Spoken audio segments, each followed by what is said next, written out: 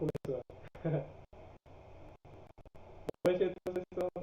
Meu nome é Pedro, eu sou diretor de marketing comercial da Mega Júnior. E hoje nós começamos aqui os primeiros Megas com a apresentação sobre as práticas de programação com o palestrante João Vitor Martins. Atualmente ele está atuando como Dev Full Stack Junior na Lab Software. E é isso. Agora as palavras são suas, João. Boa noite, valeu José Pedro, boa noite galera. Bem, eu queria agradecer primeiramente a oportunidade e é uma alegria enorme para mim estar aqui para apresentar esse workshop sobre boas práticas de programação, ao Clean Code e além, né? Então, antes de começar, eu queria falar um pouco sobre mim.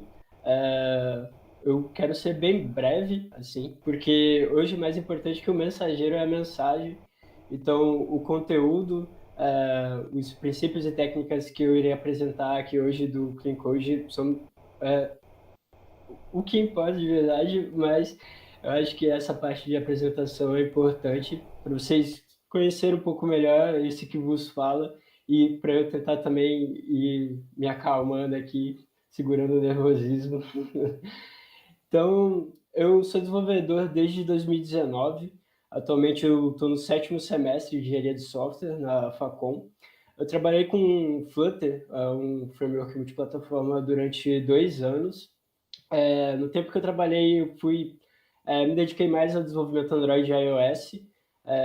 Eram as versões 1.0.7 do Flutter, então ainda a gente não tinha um web consolidado, a gente não tinha desktop, como hoje em dia a gente tem. Então, eu tive 6 apps, ao qual eu participei do desenvolvimento, qual eu desenvolvi, e que foram publicados nas lojas de aplicativos.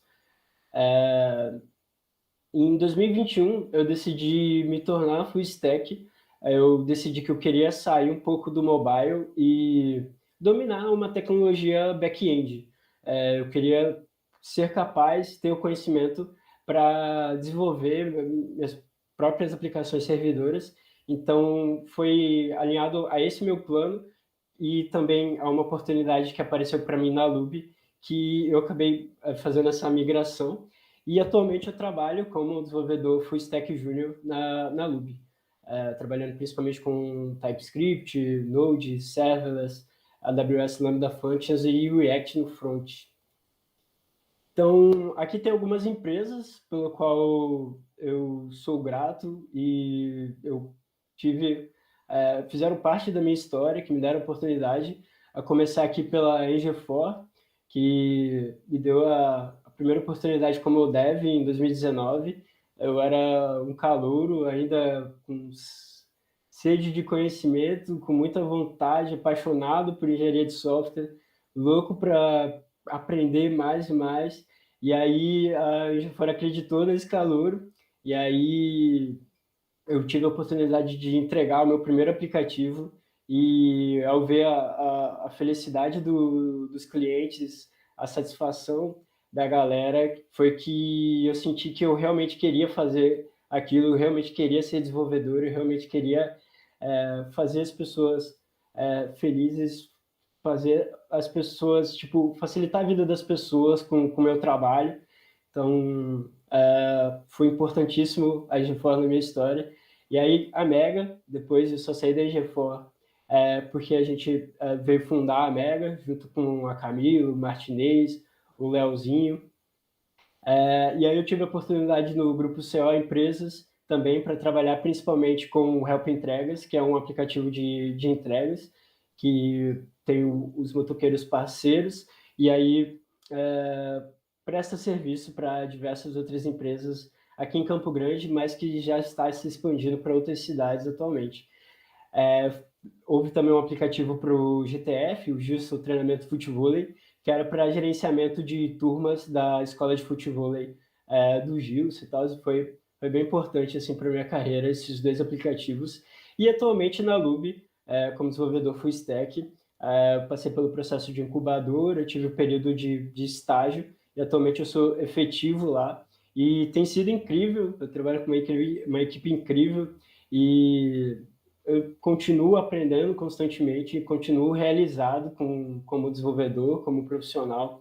Então, isso me estimula, me mantém motivado a crescer ainda mais dentro da carreira, dentro da área e tudo mais. Então, aqui tem algumas tecnologias e frameworks ao qual eu já trabalhei, eu já tive alguma experiência, algum conhecimento sobre.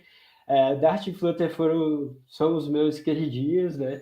Eu comecei a carreira com eles, eu fui muito tempo evangelista em Flutter, até hoje eu acho que eu sou um pouco, mas tenho um contato um pouco menor, infelizmente, com essa linguagem. O React, que é uma experiência mais recente, que é uma biblioteca de front-end, JavaScript. Aqui, né, os três principais aqui, essenciais aqui para o front-end, HTML, CSS e JavaScript. O Django, ao qual eu trabalhei com uma aplicação cujo back-end era em Django, e depois eu participei de uma migração também de um sistema que estava em Node para o Django. TypeScript, que é o superset JavaScript, o React Native, que é para mobile, o Java, que a gente aprende na faculdade, acabou que com tantos semestres na faculdade, acabou que a gente aprendeu muita coisa sobre o Java no decorrer do tempo. O Adonis, que é um framework Node.js, bem parrudinho, bem completinho, mas relativamente novo, que ainda está ganhando seu espaço, está ganhando espaço de mercado. O Node, né, que é o runtime ali do V8 da engine do Chrome para execução do código JavaScript no back-end. Express, um micro framework de API, né, para o Node, e o Serverless, que foi a experiência mais recente, que ele é uma biblioteca que cria uma abstração a mais para a gente trabalhar com... no meu caso foi para a AWS Lambda Functions, mas ele cria ali a abstração para facilitar o trabalho com o cloud, sabe, com qualquer outro serviço em cloud. E aí eu queria saber um pouco mais de vocês, que vocês mandassem aí no chat a linguagem que vocês estão trabalhando atualmente, o framework. Quem tiver aí, quem tiver se sentir à vontade para falar um pouco sobre o que está trabalhando atualmente, o que está mexendo, o que está aprendendo atualmente, seria bem bacana. Pessoal, peço que vocês mandem no chat aí a linguagem que vocês estão utilizando, os frameworks, para compartilhar aí os conhecimentos.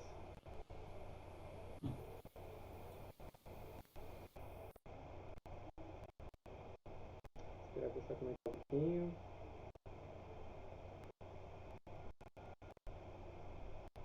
Contando aqui já a minha experiência, né, para esperar a pessoa voltar lá, a, a ferramenta mais recente que eu estava usando agora em projeto foi Flutter, por causa do desenvolvimento dos aplicativos, e que é baseado em Dart, né? E aí virei meio que um amante do Flutter aí pela portabilidade dele entre os sistemas Android e iOS. Não tem como não gostar, né? Sim, exatamente. Peter, o seu áudio está muito ruim, tipo, muito, muito baixo. Ah, sim. Eu vi aqui o Raul falou que está tentando aprender React. O, o João Vitor está aprendendo Vue. Vue é da hora também. Eu não tive uma boa experiência com o Vue, mas Vue é da hora. Começando com JavaScript. Bacana, bacana, galera. Bem, então agora vamos dar continuidade aqui. Vamos falar principalmente aqui sobre Clean Code. Mas o que é um código limpo? Então, mais um momento que eu queria um pouco da interação de vocês, o que vocês entendem aí como um código limpo?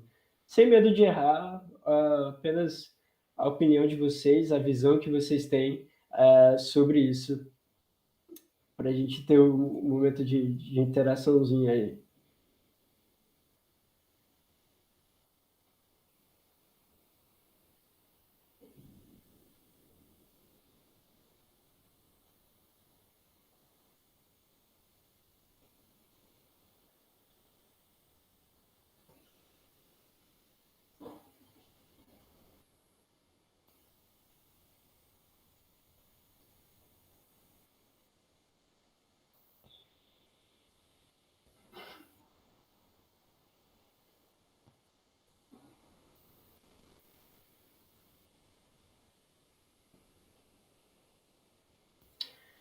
Nomes bom para VAR, importante, compreensível para quem vê pela primeira vez.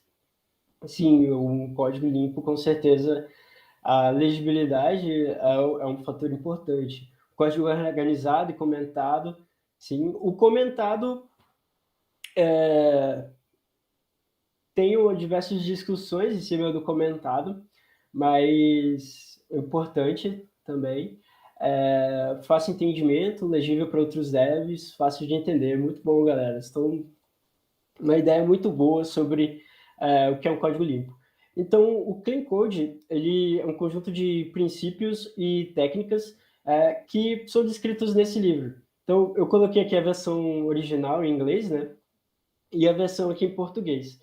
Há quem diga que a versão em português tem alguns problemas de tradução, mas para ser sincero, eu não achei horrível, não achei tudo isso que falaram assim. Então, tipo, para a galera que não é fluente, se tiver interesse, vale super a pena vocês pegarem a versão em português. Para a galera que é fluente, cara, vai no que vocês quiserem aí, mas a versão inglesa, no geral, é bem mais cara. Mas, falando um pouco aqui sobre o livro em si, ele foi lançado em 2008 e ele foi escrito por esse senhorzinho simpático aí chamado Robert Cecil Martin, popularmente conhecido na comunidade como Uncle Bob ou Tio Bob. Então, ele trabalha com desenvolvimento de software desde 1970 e ele foi um dos profissionais por trás do Manifesto Ágil. Então, eu voltei. Então, o Uncle Bob, ele observou que a manutenção do código era um gargalo muito grande no desenvolvimento de software.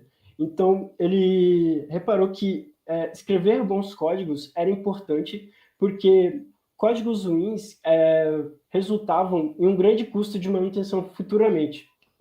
Então, ele escreve o Clean Code aqui como uma escola de pensamento sobre o que é escrever um código limpo, o que é escrever um código bom.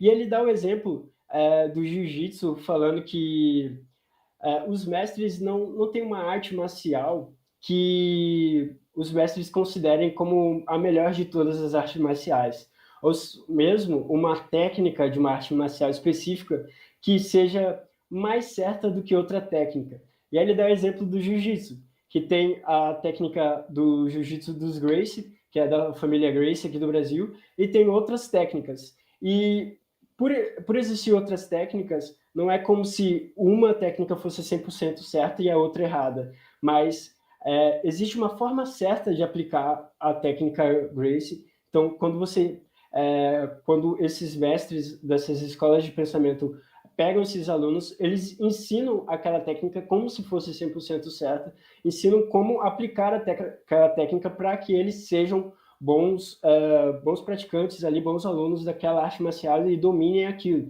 Então, é a mesma ideia que o Uncle Bob quis passar aqui, falando sobre o Clean Code ser um conjunto de técnicas e princípios para se escrever um código que ele, ao longo de sua vasta experiência, foi adquirindo, foi aprendendo, foi observando, e então o livro é uma descrição de tudo isso, o livro explica tudo isso, a importância de usar nome significativo, a importância de ter um cuidado na implementação das funções, comentário, não comentário, tamanho ideal de código, tamanho vertical, tudo isso que a gente vai falar hoje com mais detalhes, ele passou, e tudo isso e muito mais a gente encontra no livro do Uncle Bob, o Clean Code.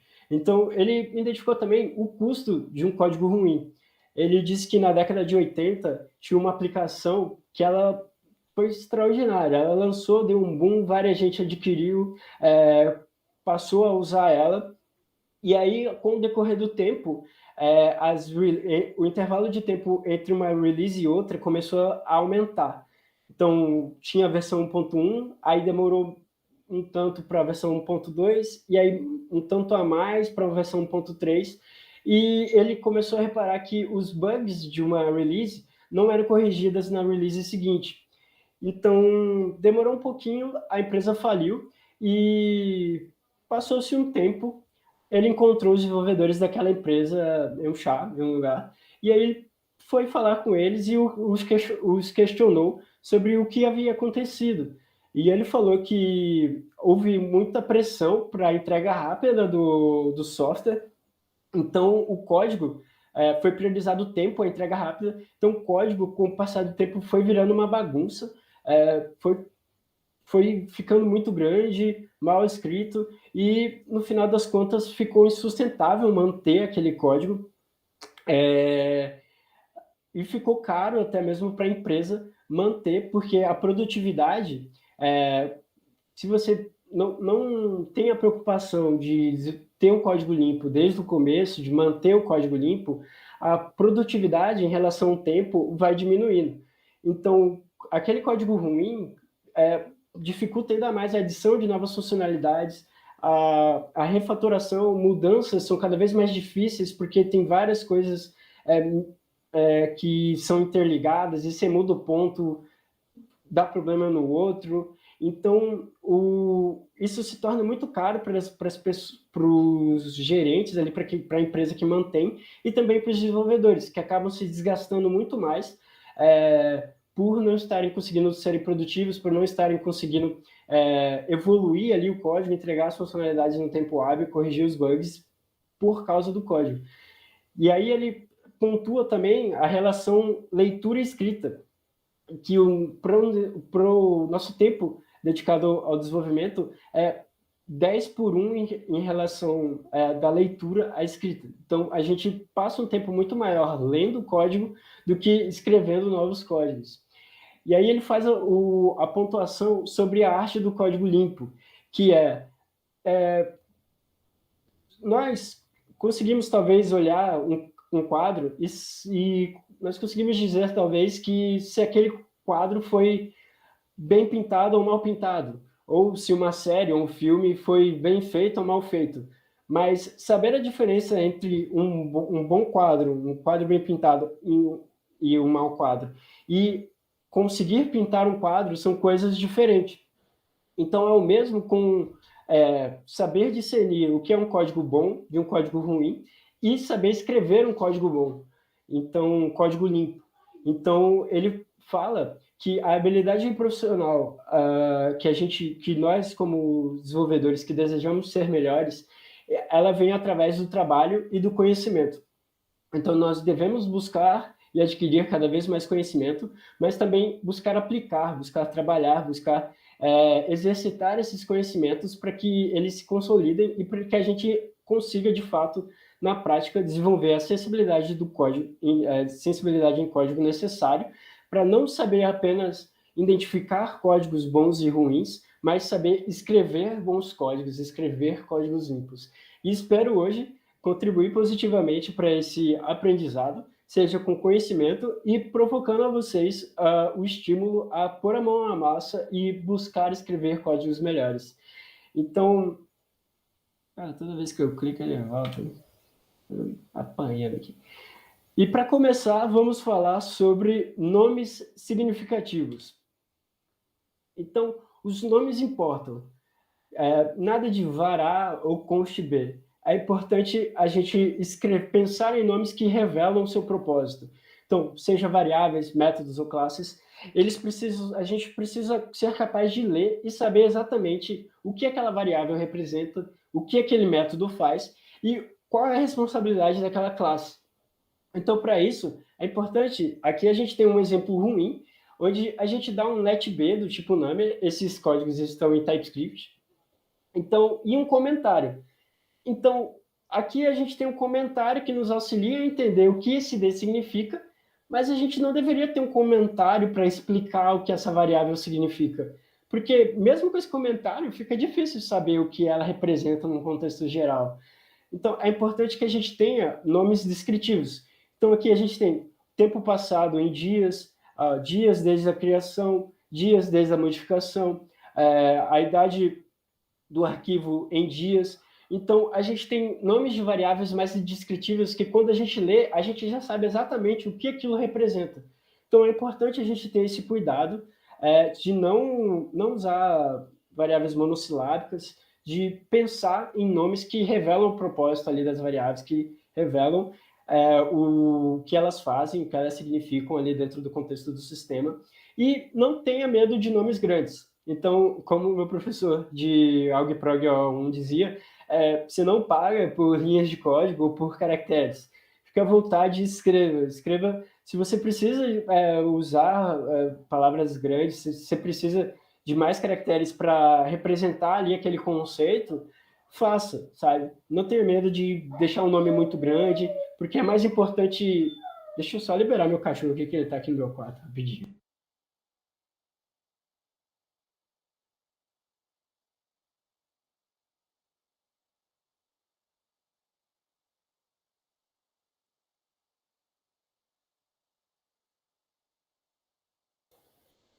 Foi mal, time.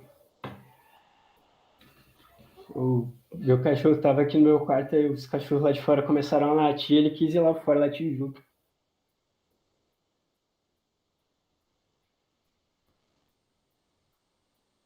Ah, o meu ou o seu?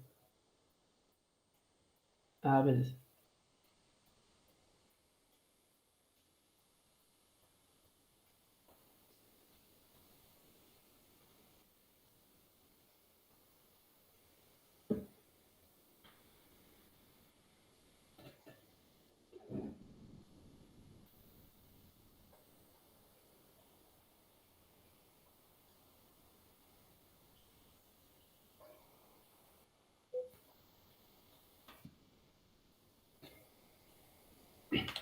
Fechou.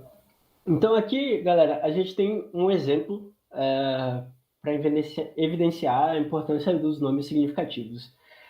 Mais uma vez, eu gostaria de contar com a interação de vocês e gostaria que vocês analisassem esse código e me dissessem o que vocês acham que esse código faz? O que está acontecendo? O que está acontecendo aqui, basicamente?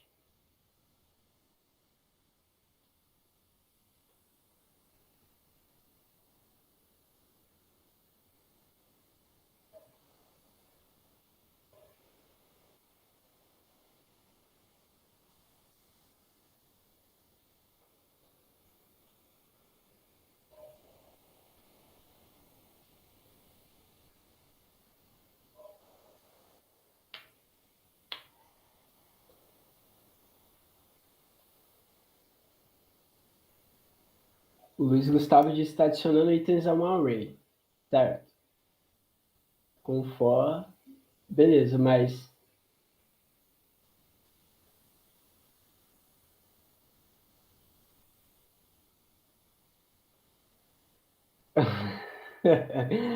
Deve entender, já deu meia-noite.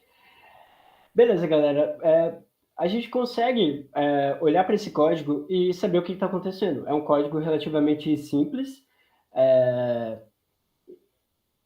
porque a gente tem aqui na linha 2, a gente instancia um ArrayList de um vetor do tipo de vetor de um inteiro.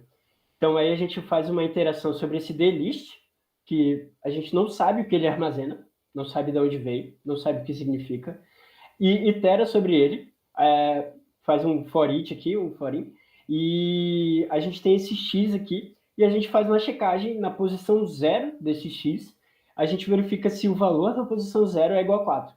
E aí, se for, a gente adiciona nessa lista aqui 1. Mas por que a posição 0 é importante? E por que o valor 4? Com o nome, com a forma como está aqui, a gente não sabe muito o contexto, a gente não sabe qual é o objetivo desse método. A gente tem aqui um get them, que é tipo buscar eles, ou... A gente não tem uma explicação clara, a gente não consegue ler o código e saber nada sobre o sistema que ele pertence. Então, vamos melhorar um pouquinho.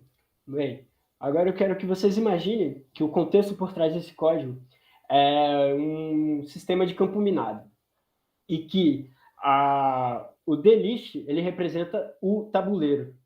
E aí, cada linha do tabuleiro ela é um vetor, e aí, na posição inicial, a posição 0, a gente tem a indicação de status daquela linha, e quando esse valor é 4, quer dizer que ela recebe uma flag, uma bandeirinha.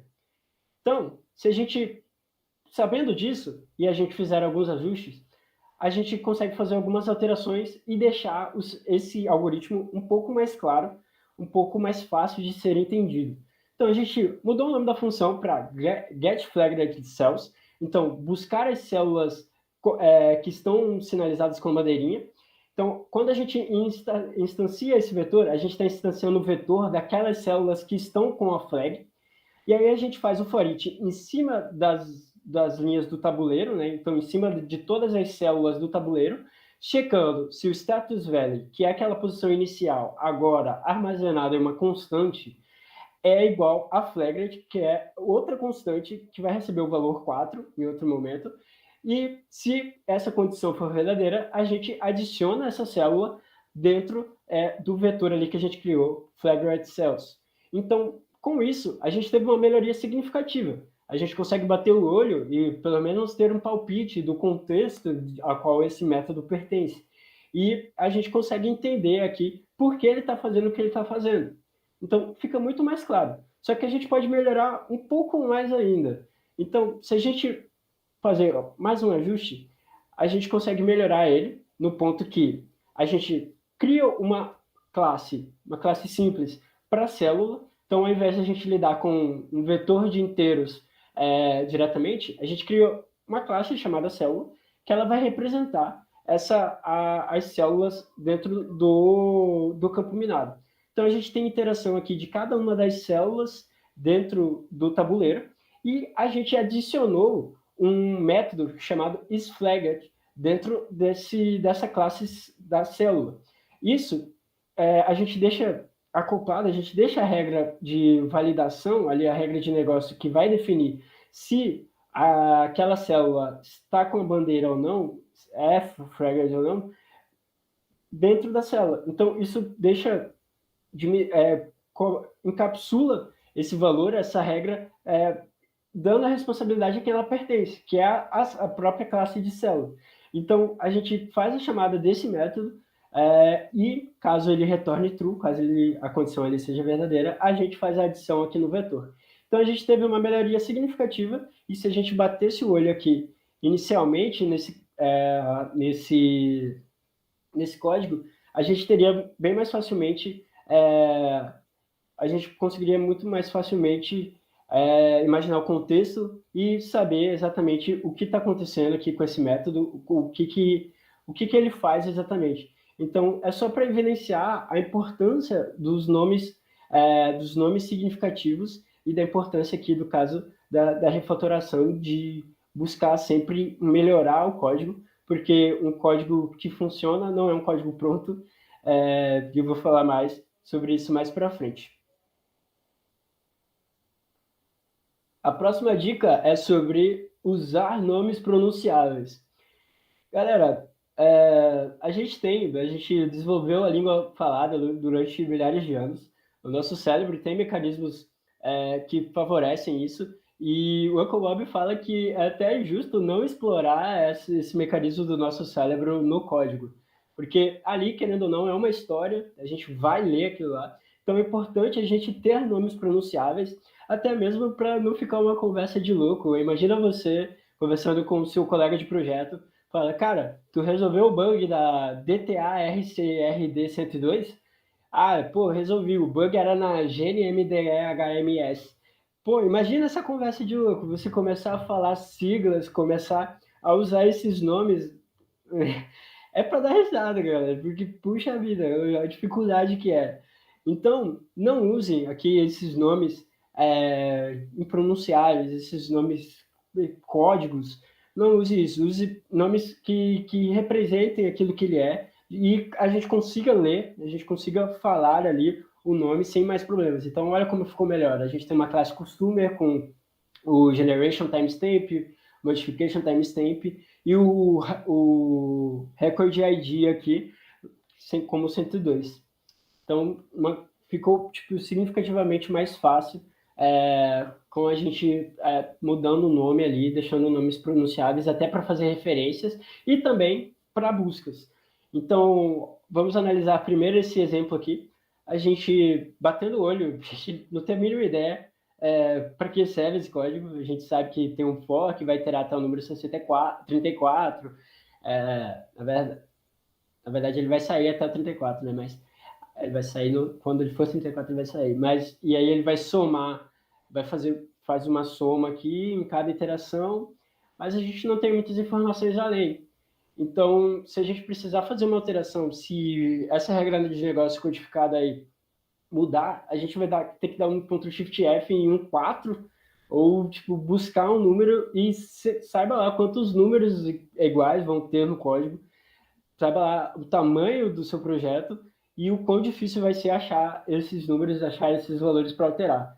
Então aqui a gente tem um exemplo desse código aqui refatorado, onde a gente tem a separação aqui de constantes, aqui com padrão, com snake case, com todo maiúsculo.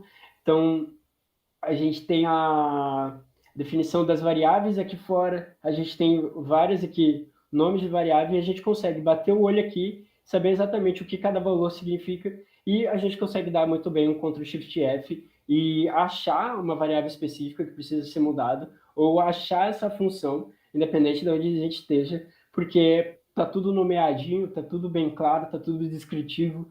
Então, essa é, mais uma vez, para evidenciar a importância da escolha de nomes, de variáveis, métodos.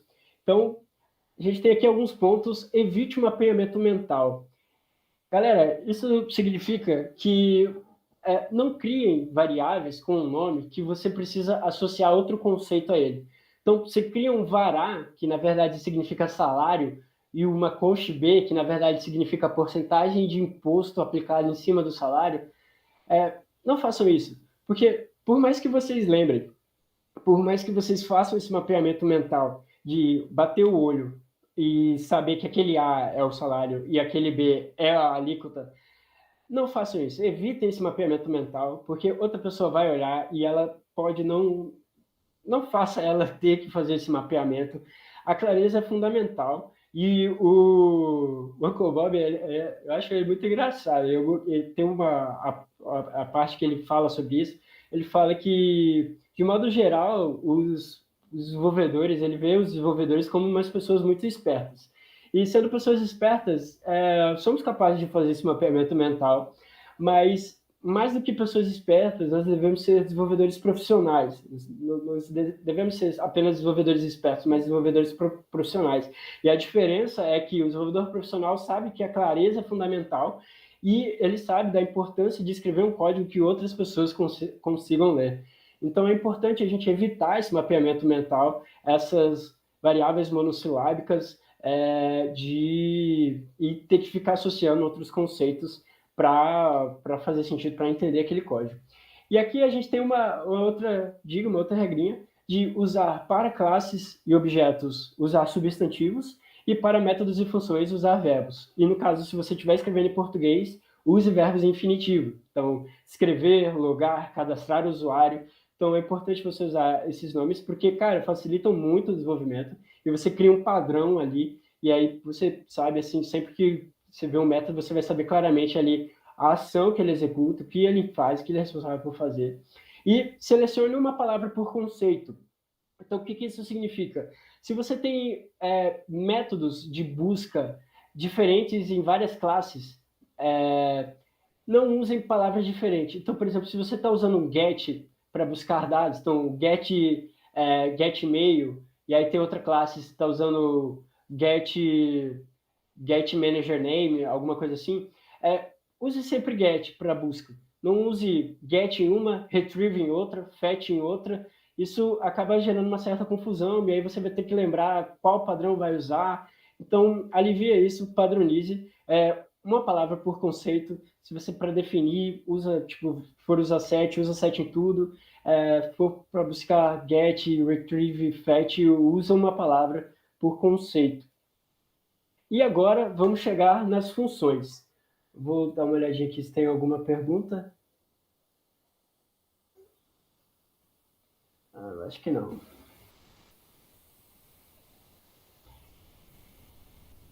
Então, começando as funções, aqui elas devem ser pequenas. Essa é a primeira regra. As funções devem ser pequenas E aqui a gente tem dois exemplos, um exemplo bom e um exemplo... o exemplo meio ruim e um exemplo bom. Então, a gente tem... Caindo aqui no Discord. A gente tem aqui essa primeira classe aqui, e uma outra dica, além das funções serem pequenas, os blocos dentro de instruções if, else e while, eles devem conter apenas uma linha. Então, é importante a gente deixar apenas uma linha ali do bloco, para que ele não fique muito grande, fique um escopo, tenha muitos códigos, muitos comandos ali dentro do bloco da condição. Então, aqui a gente fazendo uma refatoração, a gente pega essa parte aqui, do código onde que é a checagem se é uma página de teste, e aí se for uma página de teste, a inclusão aqui dos setups e os teardowns. Então, todo esse processo aqui, ele é extraído para um outro método, o que deixa o código aqui bem menor, bem mais direto, e aí a gente consegue também facilitar aqui a manutenção e consegue deixar as funções ainda mais pequenas, ainda mais diretas, objetivas. Também aqui, o outro ponto, que é as funções devem fazer uma coisa, devem fazê-las bem e devem fazer apenas ela. Então, vocês devem usar o nome da função, o nome que revela o seu propósito, que descreve a ação que ela realiza, e é importante pensar, falar, poxa, fazer uma coisa, mas o que é uma coisa, né? Então, é importante ter cuidado com o nome, por exemplo, o logar usuário. Dentro do logar usuário pode ter vários passos. Pode, por exemplo, ter a geração do beer token, do token JWT, ter a busca dos dados do usuário e o retorno disso. Então, a gente pode ter passos que fazem parte do processo logar usuário, mas que esses passos podem estar em outras funções de mais baixo nível, de mais detalhes. Então, esses passos que são com nível de abstração diferente, menor, abaixo ali do nome da função, eles são permitidos de acontecer. Então, quando a gente diz uma coisa, a gente diz nesse sentido. Pode haver vários passos ali para cumprir o objetivo que a função se propõe a fazer, mas é importante que haja níveis de abstração ali, tenha um nível de abstração por função, então a gente não misture coisas de baixo nível, como manipulação de template, manipulação de arquivo, junto de funções de mais alto nível. Então é importante a gente separar isso em funções menores, funções mais abaixo. E eu vou dar um exemplo aqui para ficar mais claro. Esse código aqui é meu. Esses dias eu estava procurando aqui alguma coisa, um exemplo, e eu falei, cara, esse código aqui é muito um exemplo ruim de o que não fazer.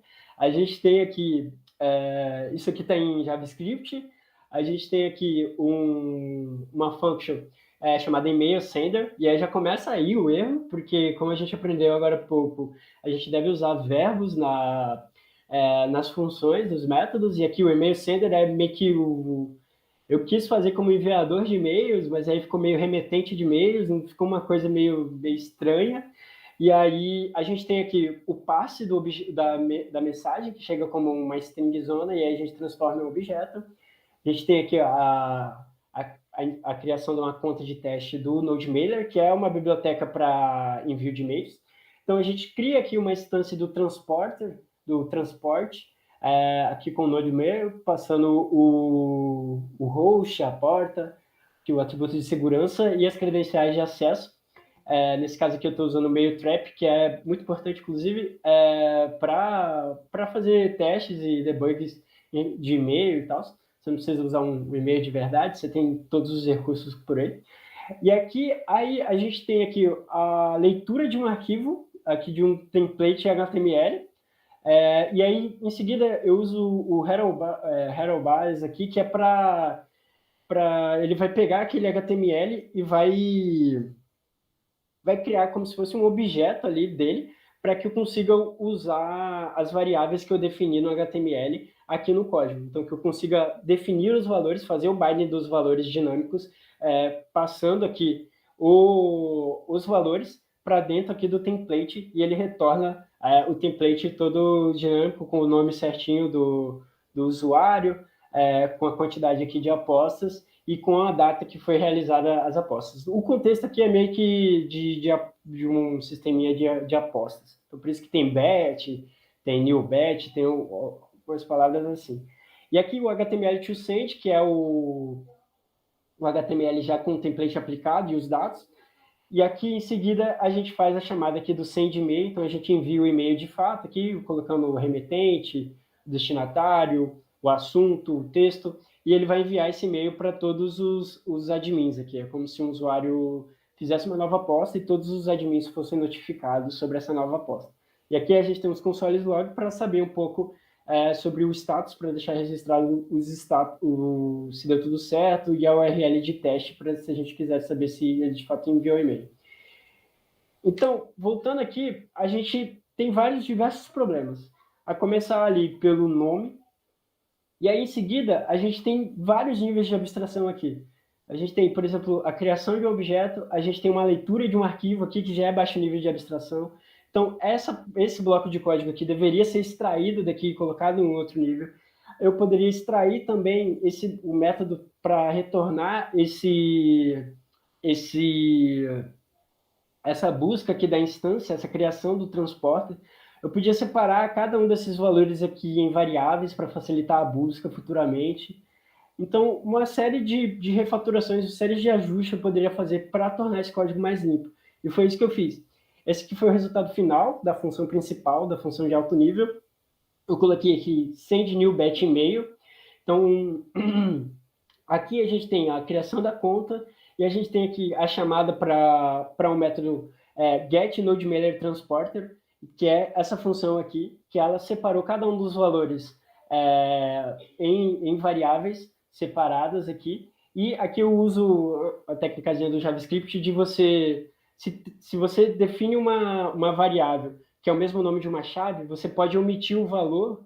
Você não precisa usar, tipo, host, host. Você pode usar só host, que ele mesmo vai fazer o host pela variável host, sabe? Então, ele mesmo vai pegar a chave e usar o valor da variável. Então, é uma versão encurtada. Então, criei um método específico aqui para a obtenção desse objeto e criei um método específico aqui para a parte de baixo nível, que é a questão do template. Então, a gente tem aqui a parte do template, a gente passa o objeto da mensagem e faz a leitura aqui do arquivo, mais baixo nível, e faz aqui o compile do HTML e a aplicação dos dados no template. Isso nos vai retornar o HTML para ser enviado. Então, a gente faz aqui o envio na nossa função de alto nível, aqui na nossa função principal. Então, dessa forma, o código ficou muito melhor organizado, muito dividido, e a gente tem o respeito aqui aos níveis de abstração da função. Aí a gente tem uma melhoria nos nomes, a gente consegue buscar mais facilmente se alguma coisa mudar, se trocar o template, a gente consegue buscar específico, achar rápido. Então, aqui um exemplo de refaturação, de transformação do código limpo de um exemplo em JavaScript. Em seguida, vamos falar sobre switches. Então, por natureza, o switch ele é uma estrutura que faz N coisas.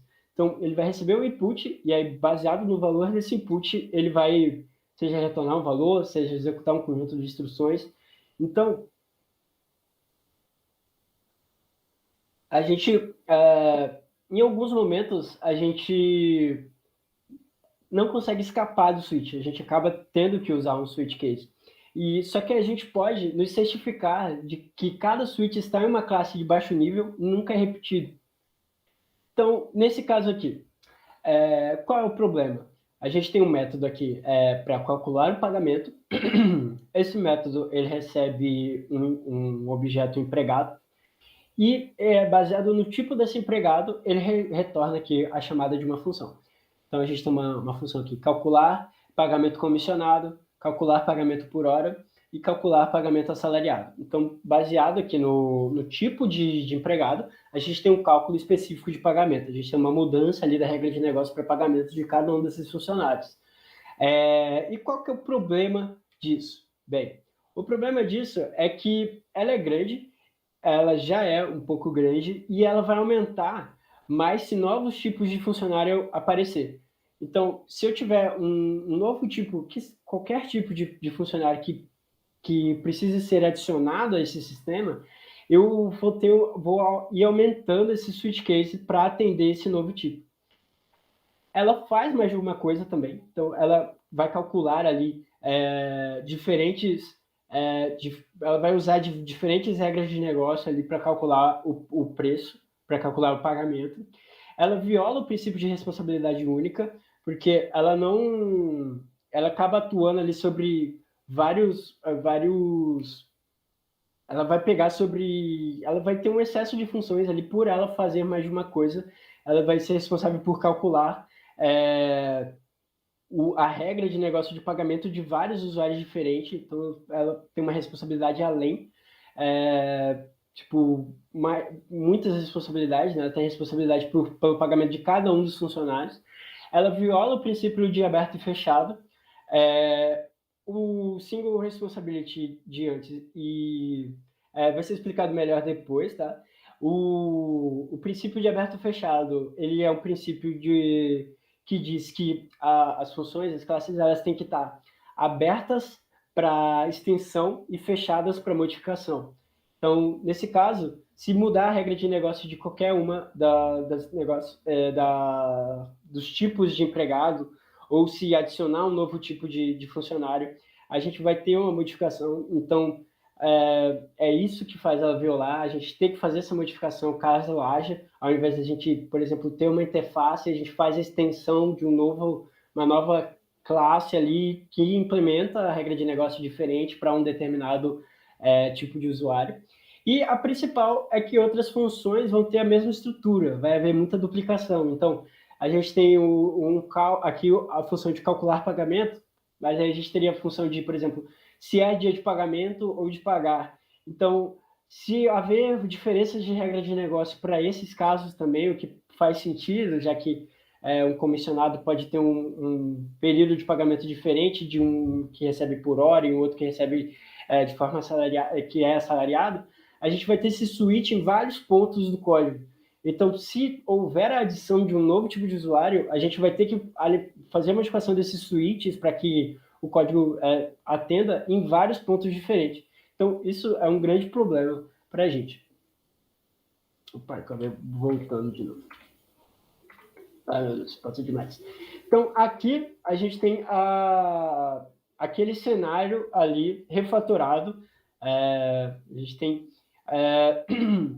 a refatoração daquele cenário fazendo uso do Abstract Factory. Então, o Abstract Factory ele é um design pattern, é um padrão de projeto criacional. Então, em que cenário ele é importante e o que ele faz exatamente? Bem, o cenário que o Abstract Factory é importante é quando a gente tem um tipo de dado ao qual há variantes desse tipo de dados e a gente quer tornar a criação desse tipo de dados mais fáceis e que ele fique separado ali que cada variante consiga implementar as suas diferenças, mas que todas elas herdem de uma classe comum com um factory para eles também. Então, dentro do nosso exemplo, eu acho que assim talvez não tenha ficado claro, mas vamos jogar para o nosso cenário, a gente cria uma classe abstrata, que é uma classe que ela não pode ter objetos instanciados dela, né? Então é como se fosse uma interface. Aqui a gente tem a classe empregados e a gente tem a definição das assinaturas dos métodos aqui. Então a gente tem a definição do dia de pagamento, o SPayDay, o Calculate Pay e o Deliver Pay. E aí o Abstract Factory diz que a gente vai ter uma interface pro Factory e que cada tipo de dado vai ter o seu próprio Factory. Nesse caso, o tipo de dado é o funcionário. E as variantes vão ser os tipos de funcionário. Então, as variantes vão ser o funcionário comissionado, o funcionário que ganha por hora, o funcionário que ganha assalariado. Então, a gente tem aqui a definição de interface, conforme pede, o que ele retorna um objeto do tipo employee, e aí ele tem aqui o make employee, que ele recebe o employee record, que imagine que é, por exemplo, uma row do banco, é um registro, uma gravação ali do banco. E aí a gente tem a definição da interface, e aqui abaixo a gente tem a implementação dela, a implementação do factor. Então, a gente tem esse o switch case em um único lugar apenas agora, que é esse factor que vai ficar responsável por retornar instâncias dessas classes. Então, o cliente, quem consome, quem precisar da informação do empregado, precisar do cálculo, precisar saber se é dia de pagamento, o valor do pagamento e como fazer o pagamento, ele não vai precisar saber de que tipo o funcionário é. Ele vai conseguir usar, usando o polimorfismo, apenas a interface funcionário. Porque como cada uma dessas classes concretas, dessas variantes de funcionário, vão ter a sua própria classe concreta, a sua própria implementação, ou seja, cada método vai ter a sua própria regra de negócio aplicada, a gente vai ter um encapsulamento e a gente vai conseguir usar o polimorfismo, então a gente vai receber lá no cliente a gente vai fazer uso da interface, chamando esses métodos, mas a gente vai ter as classes concretas executando exatamente aqui a forma certa de calcular o pagamento, do período de pagamento e de efetuar o pagamento de fato. Então, a gente vai ter as regras de negócios nos seus lugares certos, em cada uma das classes concretas, das variantes de funcionário, e a gente vai ter esse switch em apenas um lugar. Então, isso aqui, esse diagrama aqui, ele representa esse código, que é aqui a interface abstrata do funcionário e todas essas classes concretas herdando aqui essa classe abstrata. Então, e a gente também deixa de violar, mas passa a atender o Open Closed Principle, que a partir de agora, se a gente tiver um novo funcionário, uma nova variante ali de funcionário, um novo tipo de funcionário, basta apenas a gente estender a classe employee, a classe funcionário, e implementar ali devidamente os métodos que é definido nessa classe abstrata. Então, aí a gente tem o respeito, a gente tem o código limpo aqui, a gente tem uma boa prática e a gente mantém ali o uso do switch, mas em um lugar ali que é mais aceitável, digamos assim. Opa! Mano.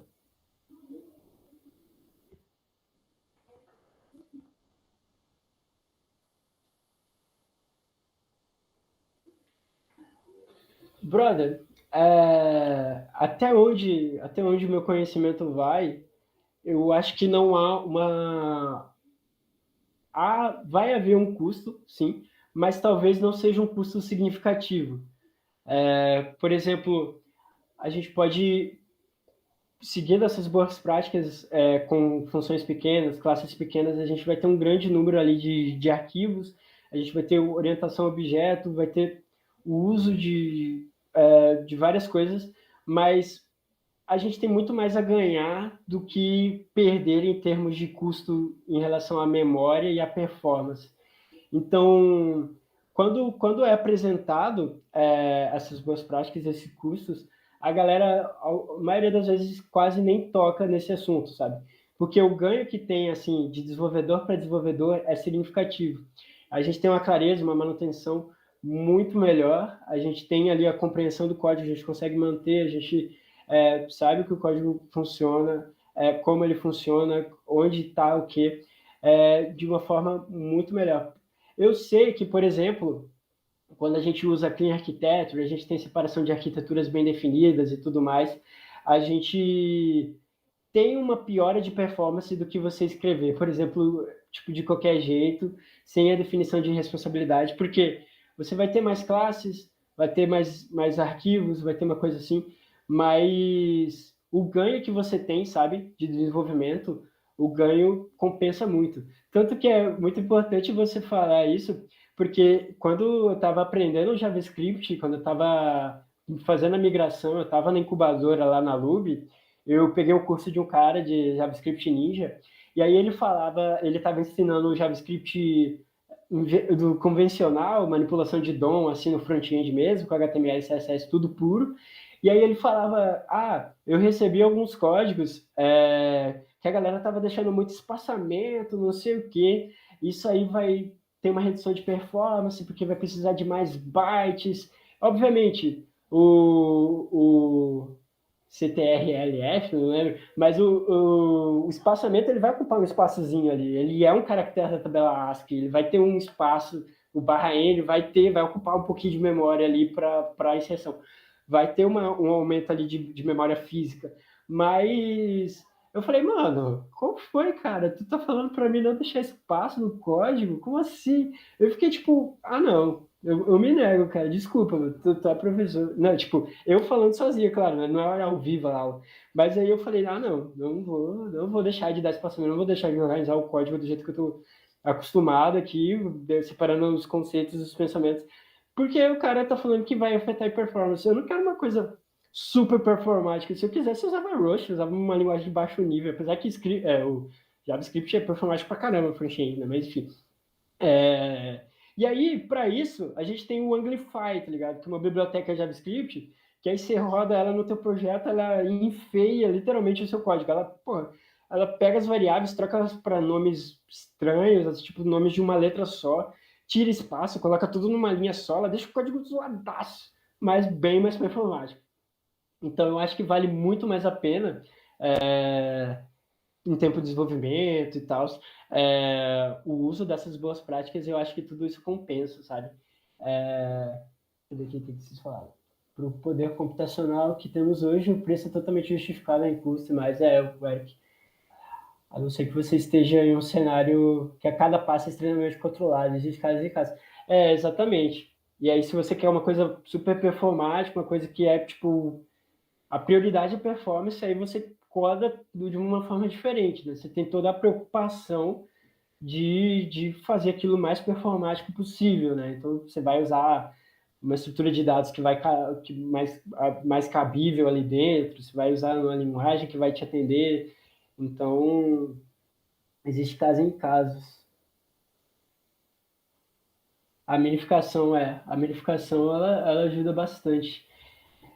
Então, é isso. Voltando aqui para os switches, mas muito boa pergunta. Com certeza, em alguns momentos eu também já fiz essa pergunta. A regra geral é que os switches são aceitáveis se aparecem apenas uma vez, como para a criação de objetos polimórficos, como foi o caso anterior, e estiverem escondidas atrás de uma relação de herança, de modo que o resto do sistema não possa enxergá-la. Então, foi o que eu disse.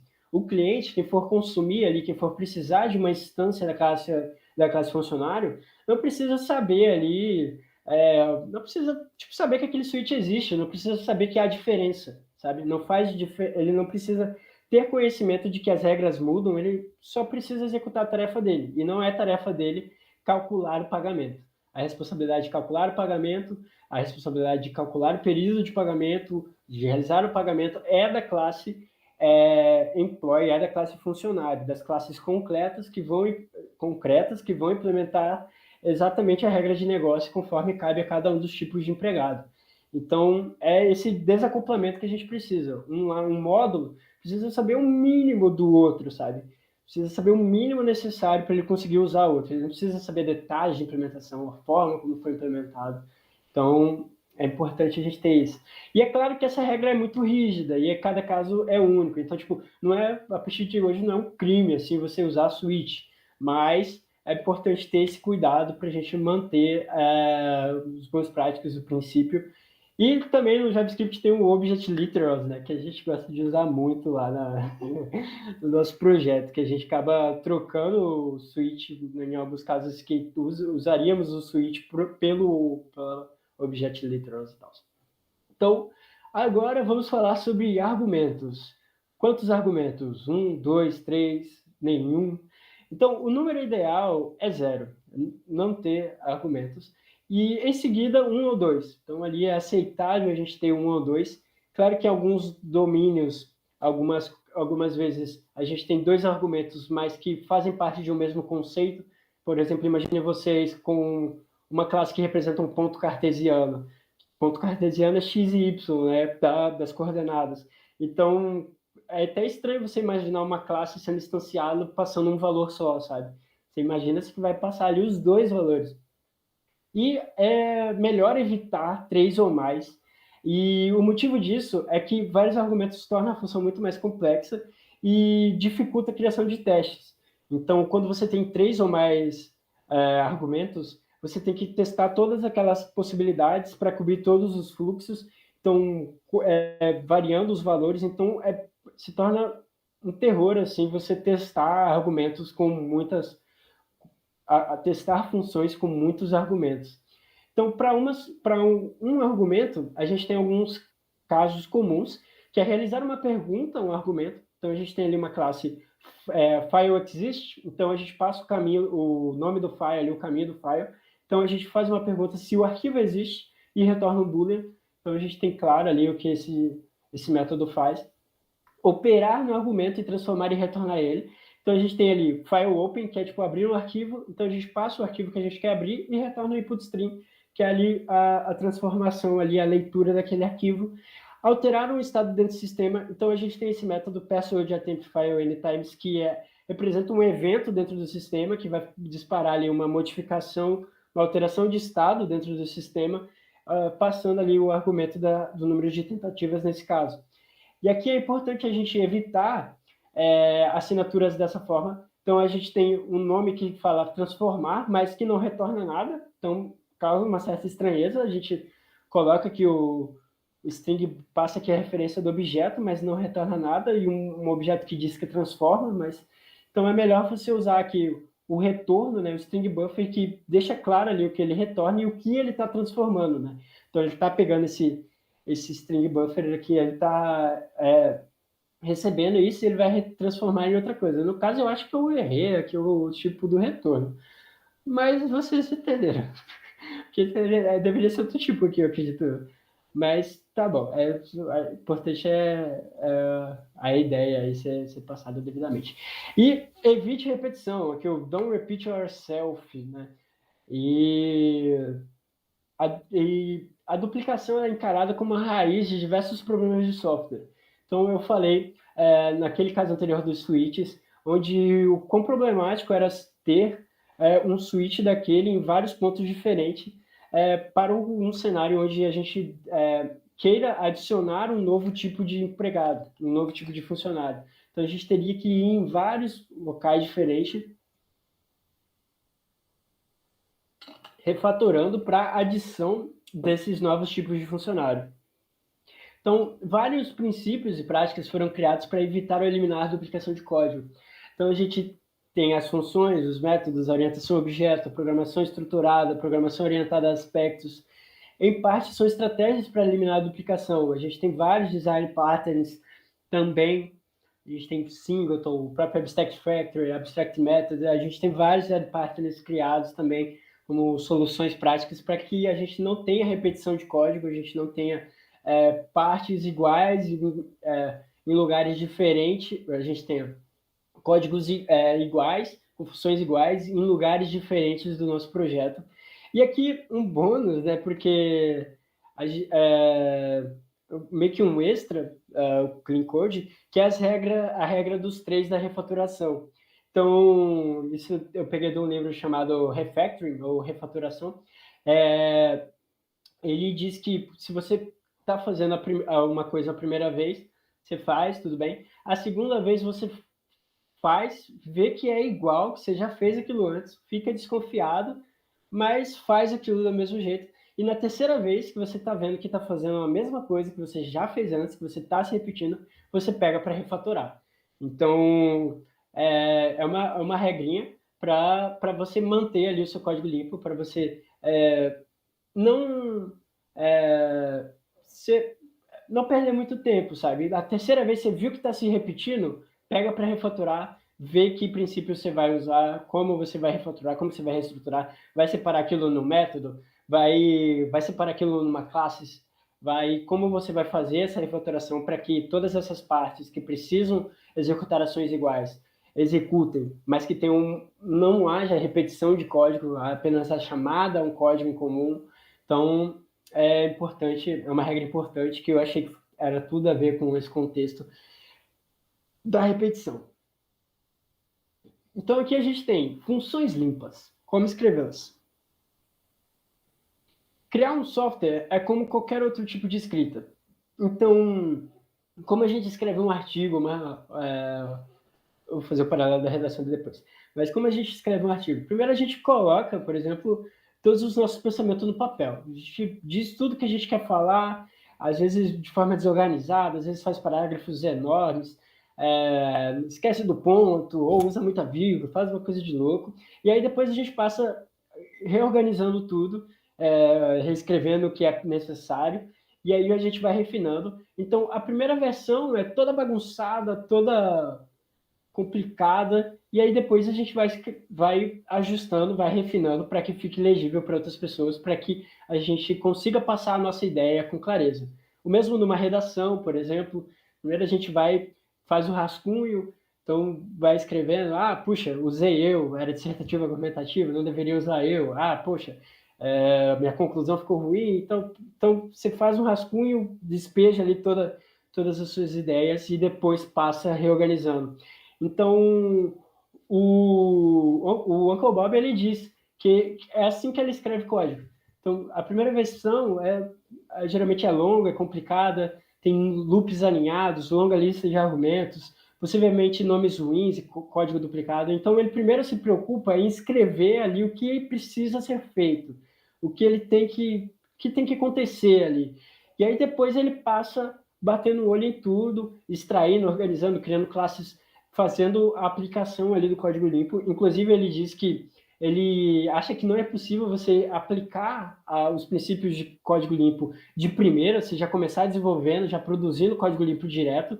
E eu vou confessar para vocês que eu tento fazer isso, eu pelo menos tentava fazer isso, e eu me vi em vários momentos, seja por cansaço mental, ou às vezes por falta de clareza ali em determinada área do projeto, perder muito tempo pensando em nomes, nos nomes ideais para as funções, pensando se aquilo era responsabilidade ou não daquela classe, pensando em como separar partes do código para que elas sejam utilizadas em várias partes diferentes, da melhor maneira possível. Então, pensar em como eu usava generics no TypeScript para usar uma parte em várias partes diferentes, com tipagem dinâmica.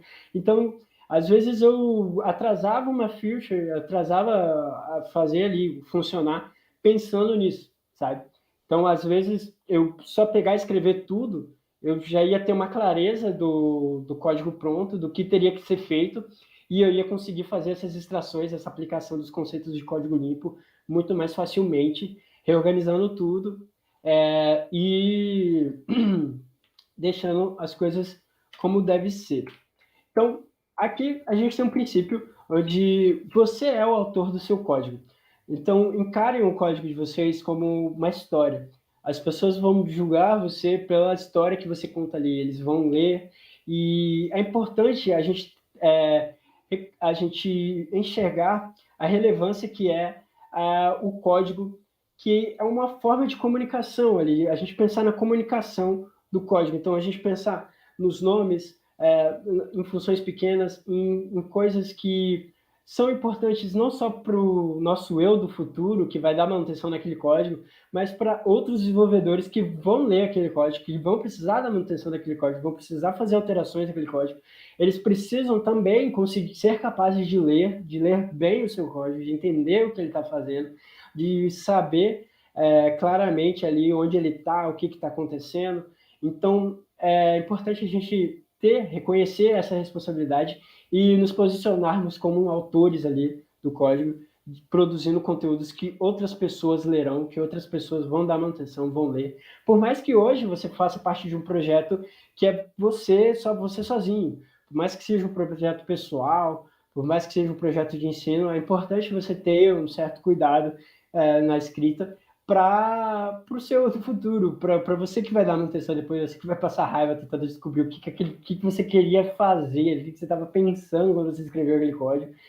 Eu já escrevi muito código ruim, galera, e eu já fui confrontado de, tipo, olhar o código e ter remorso, de falar, cara, como que eu escrevi isso?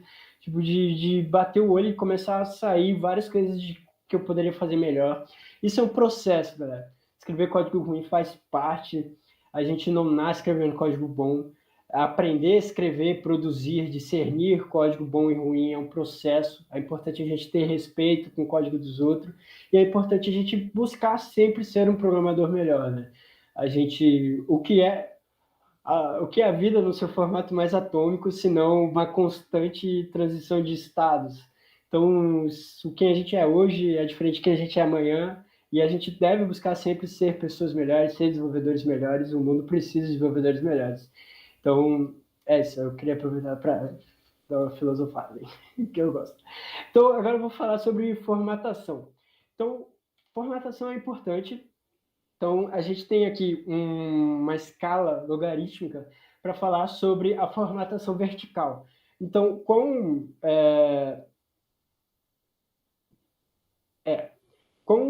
grande devem ser os arquivos, qual é o tamanho, a quantidade de linhas de códigos que um arquivo deve ter. Então, a gente tem aqui esse gráfico que analisou diversos projetos em Java bem populares, como JUnit, FitNest, TestNG, TAM, JDepend, Ant e Tomcat. E uma coisa que a gente pode notar é que aqui no Fitness ele tem mais de 5.000 linhas de código. E a gente tem aqui que um terço das linhas de código tem entre 40 e 100 linhas. Então, um projeto significativo que tem uma média, uma quantidade ali de código bem baixa. Então, os programadores acabam preferindo uma quantidade de linhas baixas ali, e até uma coisa que está relacionada com o princípio de responsabilidade única, com as boas práticas de você fazer métodos, funções pequenas, com um único objetivo, que façam apenas uma coisa, né? Então, a gente tem esse gráfico aqui, só para ajudar a análise, aqui embaixo é o mínimo, né? Tipo, a menor quantidade de linhas de código, e a maior aqui. E aqui no centro a gente tem a média das linhas. Então, a gente chega à conclusão, ao analisar esse gráfico, ao analisar aqui o Fitness, que é possível construir esses sistemas significativos a partir de códigos simples de 200 a 500 linhas. Então, aqui falando um pouco ainda de formatação, a gente tem a metáfora do jornal. Então, aqui o jornal, a gente tem aqui essa manchete aqui do New York Times sobre o homem na Lua, né? Então, como ela é organizada? Vamos analisar a estrutura que após os dados, as informações são dispostas. A gente tem a manchete aqui no topo, falando o homem andando na Lua. Então, a gente tem a sinopse no primeiro parágrafo, falando da aterrissagem dos astronautas, que eles coletaram rochas e plantaram a bandeira. E, em seguida, a gente tem os detalhes aqui, tem os artigos propriamente dito. Então, a gente tem a manchete no topo, a sinopse no primeiro parágrafo e os detalhes. E a mesma coisa deve ser... Toda hora passa errado. A mesma ideia a gente deve seguir no código. Então, no início, a gente usa um nome, então um nome simples e descritivo, que deixa claro ali que a classe, aquele módulo é responsável por fazer.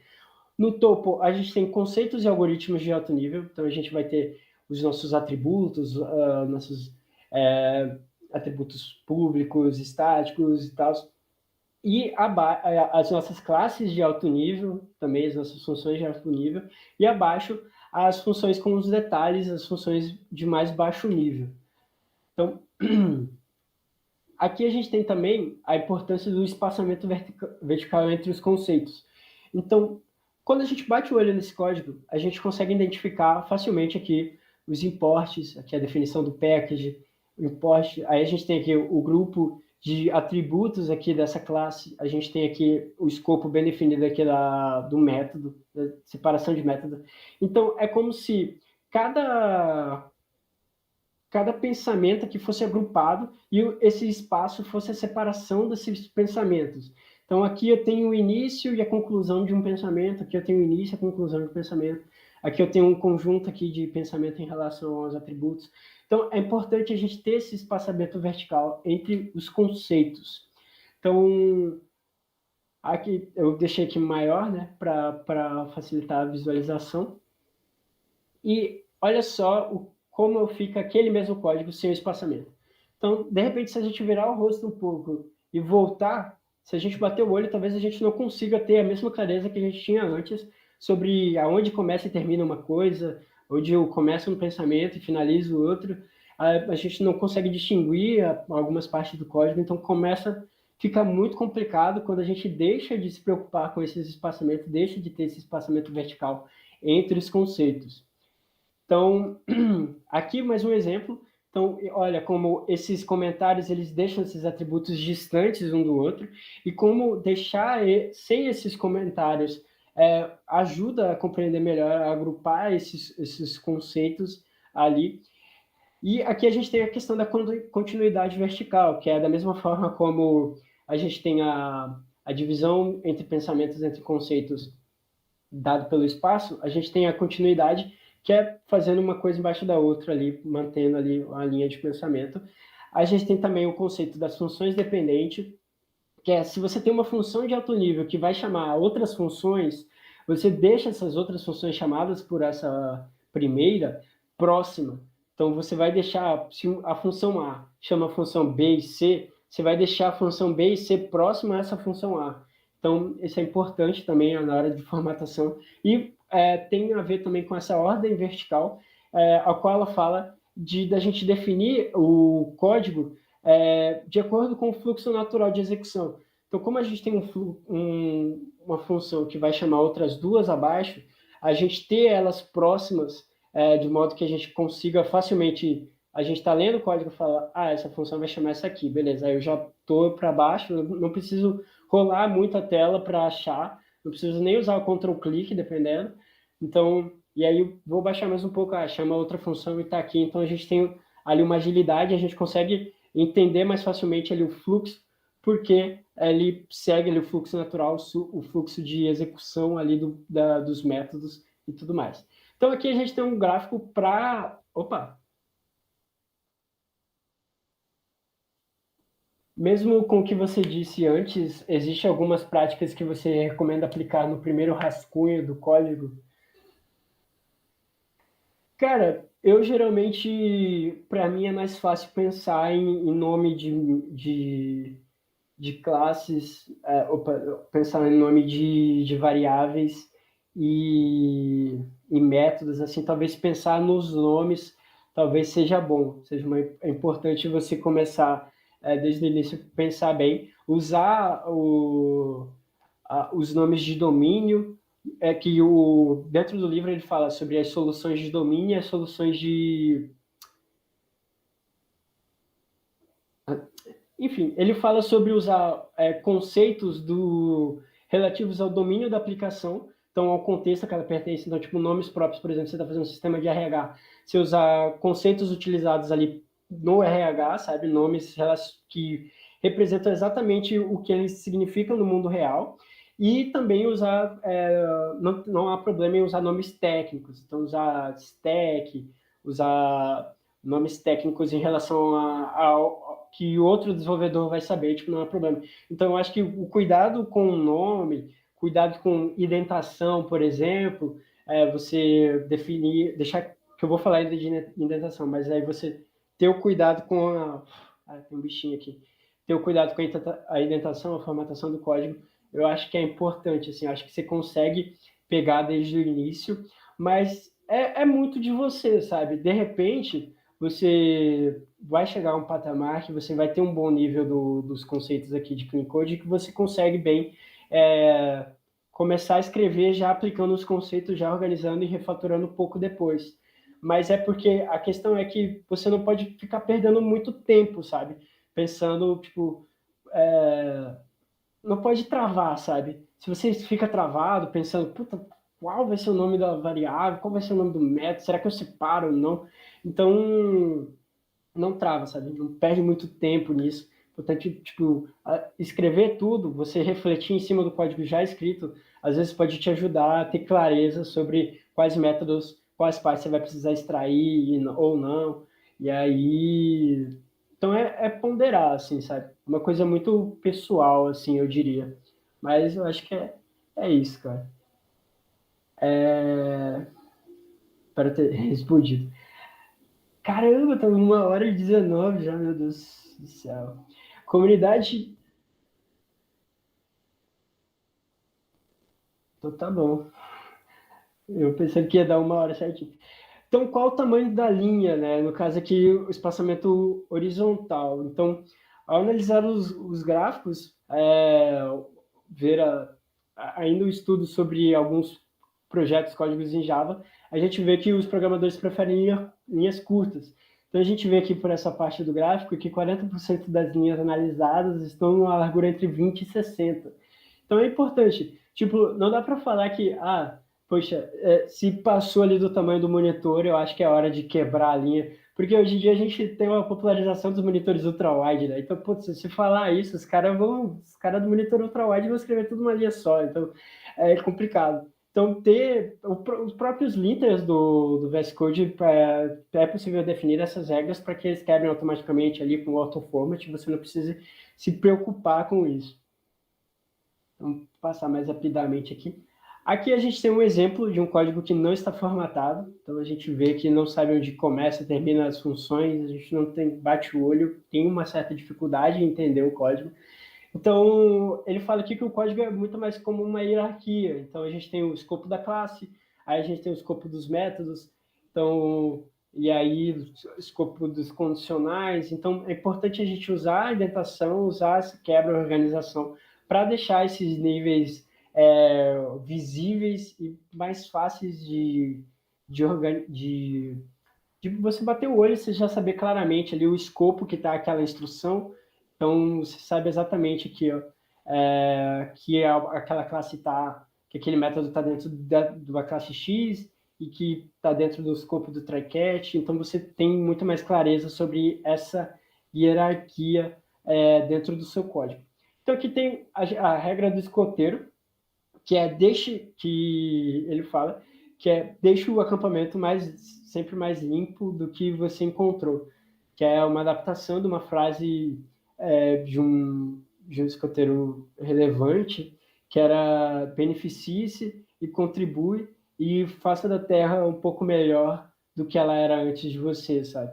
Então, mais do que escrever código limpo, é importante manter o código limpo. Então, o código que está funcionando, ele não está pronto, ele pode ter coisas a ser melhorada. E aí, se você vai dar manutenção no código, é importante você também ter essa preocupação em refinar o código, reestruturar, depois de fazer o que você tiver que fazer ali. Então, é isso que a regra do escoteiro nos passa. Então, agora vamos falar sobre classes. Opa!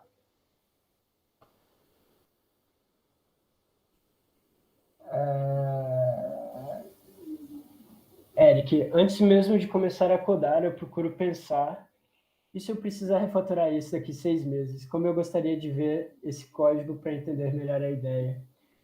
Isso sempre ajuda a criar os melhores nomes de variáveis e funções. Mas usar nomes grandes e bem explicativos não iria ir contra a ideia de linhas curtas? Acho que não. Tipo, depende como ele fala ali, a questão de 20 a 60 caracteres é bastante coisa, sabe? E aí, se você precisa usar desses caracteres, eu acho que é mais importante, talvez, em uma classe, que você precise usar mais linhas para dizer exatamente o que aquela classe significa. Eu acho que talvez não tenha problema, sabe? É muito mais sobre prioridades, assim. Se você não conseguiu encontrar um jeito melhor de escrever aquela frase de forma mais direta, de forma que ela continue a deixar claro o que ela é responsável, aquele método, deixar claro o que ele faz, não tem problema deixar ele grande, sabe? Então, é muito, muito sobre isso. Então, agora sobre classes. Então, as classes também devem ser pequenas, mas o quão pequenas?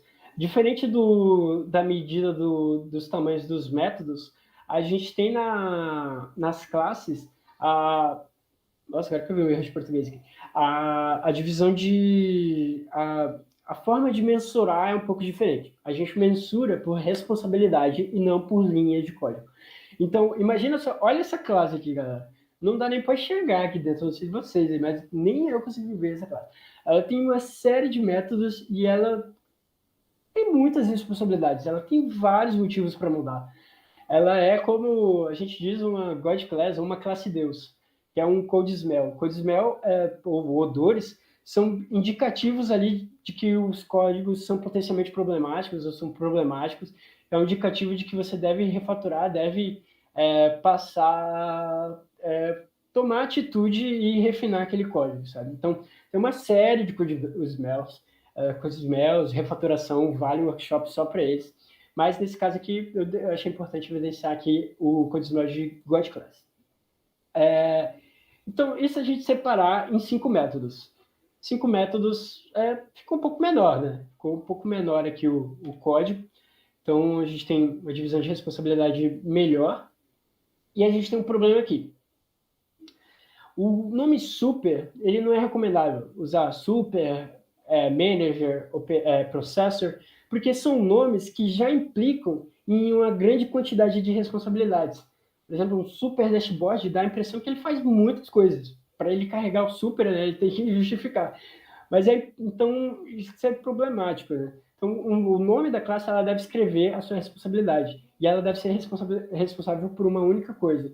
E um exercício que a gente pode fazer é escrever uma descrição da classe sem usar as palavras se, e, ou mais. Porque a partir do momento que você usar essas palavras, você já vai estar ferindo ali uma boa prática, vai ter um indicativo ruim ali. Então, aqui um textinho que vai exemplificar o que essa classe está fazendo, qual é a responsabilidade dela. Então, ela fornece um acesso ao último componente focado e permite rastrear números e versões de builds. Então, o problema está nesse E. Então, se a gente vê aqui, ó, a gente tem aqui o get_focus, que é ali a primeira responsabilidade, e a gente tem esse conjunto de métodos aqui relacionados a versões, ao número de versões e build. Então, o que a gente pode fazer aqui dentro desse cenário? A gente sabe que ele continua violando o princípio de responsabilidade única, e ela não tem apenas um motivo para mudar. Ela, tipo, se houver alguma... Mais um erro aqui. Ela tem tanto as mudanças da user interface, né? Porque essa classe que ela é responsável, que ela estende o JFrame, que é uma classe do Java Swing, que é para interface de usuário. Então, ele vai ter aqui tantas mudanças relacionadas a GUI, né? Quanto mudanças relacionadas às versões. Então, a gente tem um problema aqui. Então, a Super Dashboard ela tem aqui, como eu disse, duas versões, dois motivos para mudar. Rastreia o número de versões build, logo ela deve ser atualizada a cada nova versão, e gerencia os componentes do Java Swing, logo deve ser atualizada em mudanças de GUI. Então, foi exatamente o que eu falei. Então, para isso, a gente pode fazer...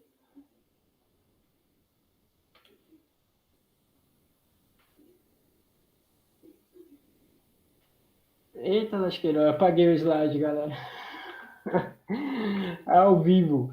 Mas Que bizarro. Mas aqui, galera, o certo a se fazer seria a gente separar esses 3 métodos aqui, do getMajorVersionNumber, getMinorVersionNumber e getBuildNumber, em uma classe version. E aí, a gente tem uma classe version que representa esse domínio de versão, e aí a gente pode reutilizar, inclusive, essa classe version em outros métodos, em outras classes que forem necessárias. Então, aí a gente faz a extração e aí a gente tem a divisão, a gente deixa o Super Dashboard com uma única responsabilidade ali, tirando essa responsabilidade das versões para ele.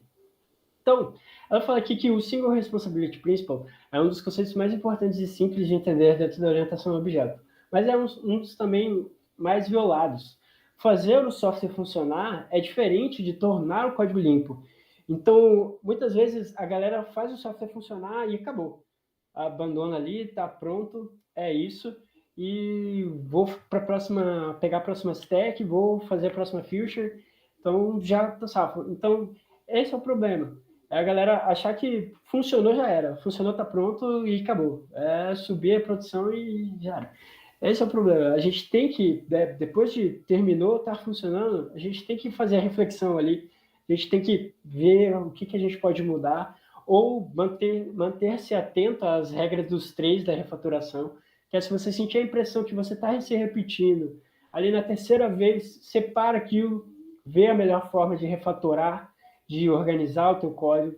Então, escrever e refatorar faz parte para que a manutenção mantenha ali um custo baixo, para que se mantenha a produtividade, para que se mantenha um código limpo dentro do projeto, um código que você tem o prazer de trabalhar. Então, aqui teve o problema aqui do código.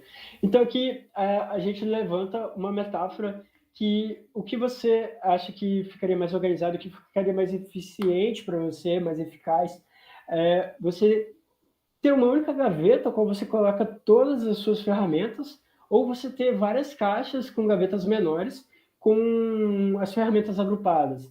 Então, é daí que vem a importância do Single Responsibility, de você fazer essa organização, porque acaba que você vai gerar mais classes adotando essa prática, respeitando esse princípio, mas você vai ter um código muito mais organizado, você vai achar muito mais facilmente aquilo que você quer, porque vai estar tudo bem organizado, separado em responsabilidade. Então, ao mesmo aqui com um conjunto de ferramentas, você quer uma chave inglesa, vai na gaveta de chave inglesa, vê o número certo. Se você tem uma única gaveta, você vai ter que ficar passando a mão ali, fazendo aquele barulhinho de metal, de caçar, e aí você acha o tamanho errado. Então, é muito mais trabalhoso, exige muito mais tempo de manutenção, de busca, de uma série de coisas. Então, é daí uma metáfora que também evidencia a importância da gente respeitar as responsabilidades das classes e manter essa coesão. Mas que raio é coesão? Bem, galera, coesão é relacionada aqui a esse princípio de responsabilidade única. Então, ele diz que as funções elas devem ser coesas. E funções coesas são funções que manipulam um ou mais atributos daquela variável. Então, na língua portuguesa, a coesão ela é uma ligação harmônica entre duas partes. Então, a gente tem conectivos, conjunções, então a gente tem o além disso, outro sim, porém. Então, a gente tem uma frase que ela conecta, a gente tem uma palavra que ela conecta a frase atual com a frase anterior. Então, a gente tem uma ligação ali de ideias através dessas palavras. Então, a coesão, ela é meio que a alta coesão, ela significa que os métodos que estão representados ali, eles estão no lugar certo, sabe? Eles fazem sentido estar ali. Então, se a gente analisar aqui, a gente tem aqui dois métodos, que é o element e o top stack, essa é uma classe de pilha. Então, a gente tem aqui o tamanho, o size aqui para retornar o topo da pilha. Então, usa aqui uma variável, um atributo da classe. A gente tem o push para adicionar o elemento à pilha, né? Então, ele vai adicionar em cima da pilha. E o pop aqui para tirar um elemento da pilha. Então, todos os métodos manipulam um atributo, pelo menos um atributo, da classe stack. Então, a gente tem aqui uma classe muito coesa, com um alto nível de coesão. Então, é claro que é idealismo achar que sempre vamos criar classes, métodos plenamente coesos, mas é importante a gente sempre mirar na alta coesão, a gente sempre ter isso, ter essa importância com a gente, sabe? E aí, chegamos pro final, galera. Deixa eu ver quantos minutos aqui. 1 minuto e 33, quase passando muito do tempo. O Luiz Gustavo, que me convidou, ele falou, cara, é importante você trazer umas indicações. E eu falei, cara, putz, o que mais tem aqui, indicação para fazer? Primeiramente de livros, se são livros que eu tenho como essencial assim, para a carreira, para quem quer se tornar um bom programador. É o próprio Código Limpo, ao qual esse workshop se baseou, principalmente. O Programador Pragmático, que ele é escrito pelo Andrew Hunt e David Thomas, que também são profissionais que estão por trás do Manifesto Ágil, então são brabíssimos. Então, padrões de projeto, que vai explicar aqui sobre os design patterns. Design patterns que eu acho que eu não expliquei muito claramente, mas são um conjunto de soluções para problemas comuns dentro da programação. Então, o Gang of Four, né, ou esses 4 autores aí, eles, ao longo das suas carreiras, das suas experiências, eles identificaram que haviam problemas comuns que em vários projetos eles passavam, e aí eles criaram ali soluções que funcionaram, e aí eles tornaram elas genéricas, e aí eles viram que essas soluções elas solucionavam determinados problemas em diferentes cenários. Então, ali a gente tem a explicação do singleton, a gente tem o abstract factory que eu falei aqui, a gente tem diversos design patterns, cada um dividido em tipos, criacionais, comportamentais. Então, é muito massa, muito massa. Inclusive, é parte da bibliografia da disciplina de arquitetura de software. A refatoração aqui do Martin Foley e do Kent Beck, que também são dois brabíssimos do Manifesto Ágil. É parte da bibliografia da disciplina de manutenção de software. É incrível esse livro, ele vai dar a regra dos três, vai ensinar a identificar code smells, vai falar inúmeros code smells e estratégias para resolver, né, para melhorar esses códigos com esses odores, com esses indicativos, com esses potenciais problemas ali. Então, o livro do Scrum, que é a arte de fazer o dobro do trabalho na metade do tempo, pelo Jeff Sutterman, que é o coautor, o co-criador do Scrum.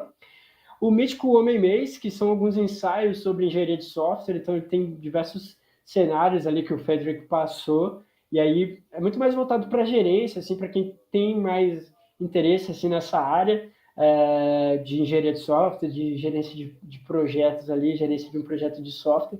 A arquitetura limpa, cara, é essencial para os programadores, depois que passa ali aquela base, depois que você alcança certa maturidade, é ideal você dominar a arquitetura limpa em diversos cargos, a galera está pedindo. E é uma coisa que é um processo também de entender. Se no começo você acha que entendeu, depois você vê que está tudo errado. Aí você tenta fazer um projeto por conta própria, aí depois você começa a refletir, você vê que você aplicou errado. E aí tá um processo, assim, cara. É um constante crescimento, mas é uma coisa que as vagas estão pedindo muito, e é essencial, que é um formato de arquitetura que é independente de tecnologia, de framework, você consegue dividir os domínios, dividir a parte de acesso a banco de dados, entrada e saída. Nossa, é incrível, incrível. Quando você consegue, quando dá um estalo na sua cabeça, você consegue entender, é incrível.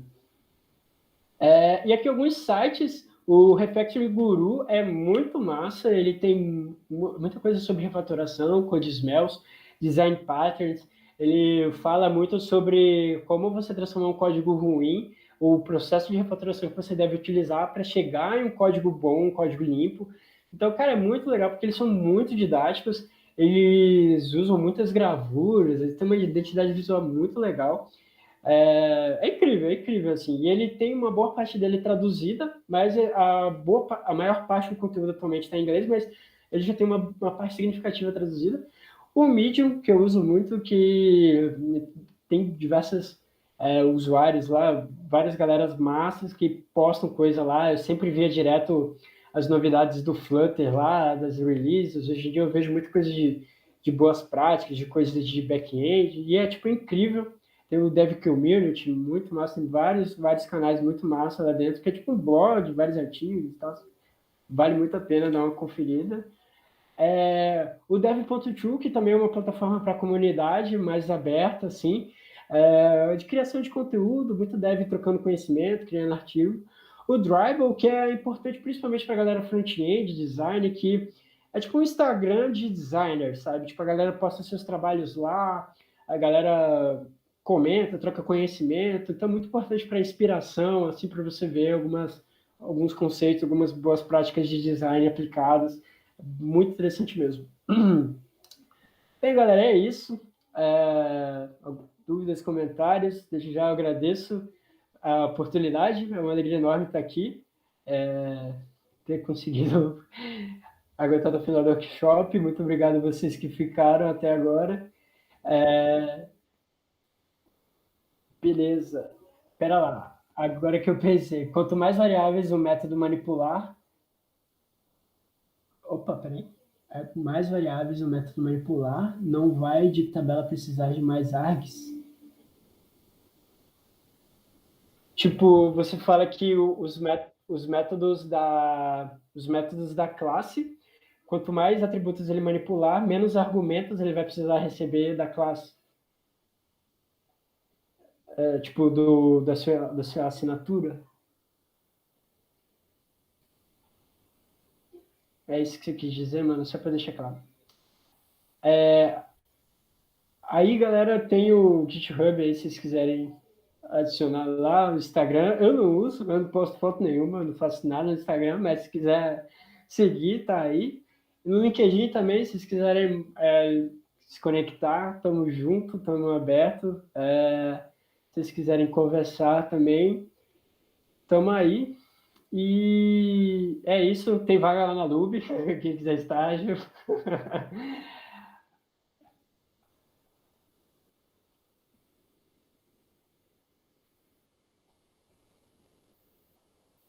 Beleza. Cara, esse lance do. Eu posso falar, mano? Eu espero, será? Beleza. Pronto. Agora eles estão escutando eu. Ah, beleza. Então, galera, a pergunta ali, sim, cara, ao mesmo tempo sim, mas vai depender muito do cenário, sabe? Naquele caso ali, a gente tem a stack aqui, por exemplo,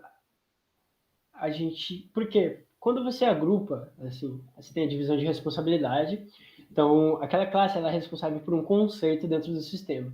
E aí esse conceito ele vai ter dados menores que ali que vão ser atributos, vão ter características, coisas próprias relacionadas àquele conceito. Então, do que for dizer a respeito àqueles conceitos englobados na classe, os métodos eles vão acabar manipulando mais ali, sabe? Então, a alta coesão ele vai significar isso. Porque até existe um code SMEL que chama recurso invejoso, que é um método que usa muita coisa de fora, usa muita coisa de outra classe. É um code SMEL porque ele ele não tem muita coesão ali, sabe? Se ele usa muito de outra coisa de outra classe, muito recurso de fora, talvez ele deva ser movido para lá, sabe? Talvez ele deva ser extraído, separado, feito alguma coisa. Então depende muito do contexto. Então, na maioria, a gente vai ter sim métodos que os métodos da classe são responsáveis por manipular e retornar os conceitos que a classe armazena, entendeu? Então, acaba que, naturalmente, você vai precisar de menos argumentos, ali você deve depender. Se você precisar de alguma coisa, tem a injeção de dependência também, que é uma outra boa prática, de você injetar ali as dependências na classe, mas acaba que você vai precisar de um pouco menos. Mas é cenários e cenários, entendeu? Pode ser que você tenha uma classe e ele vai precisar de muitos dados ali no argumento. Por exemplo, você tem uma classe nota fiscal, e aí você vai ter um conjunto de itens, aí você vai ter um vetor de itens lá que você vai ter que receber como parâmetro. Então, vai depender do cenário, sabe? É só importante você se atentar que os métodos eles devem manipular um ou mais atributos e você deve repensar se aquele método não está fazendo isso, sabe? Pensar se talvez ele faça sentido manter ali, sabe? Se talvez ele não faria sentido separado, e uma classe separada e tudo mais. Então, é mais isso, assim, tipo, não é uma lei, mas acaba que naturalmente ele vai precisar de menos argumentos. Bem, Aí. galera, é isso. Então é isso aí, galera. Eu já configurei o áudio lá, tava captando meu áudio da webcam, por isso que tava falhado. Mas, cara, eu gostaria de agradecer bastante, João, pela participação, por aceitar nosso convite. A gente está realizando isso aí justamente para capacitar o pessoal, tanto da empresa quanto o pessoal do público externo. E, cara, boas práticas de programação é algo muito importante, ainda mais para uma empresa de tecnologia como a Mega. Então, valeuzão mesmo, cara.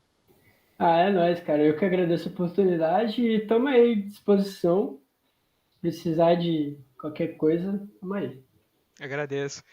E só lembrando mesmo, assim, para o pessoal que está assistindo, os links de contato do João estão aí na descrição aí da live.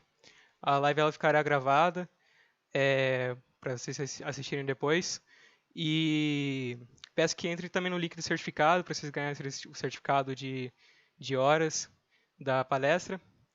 E é basicamente isso. Agradeço a presença de todos aí. O pessoal gostou bastante, todo mundo comentando ali, fazendo perguntas. Agradeço novamente o palestrante, João.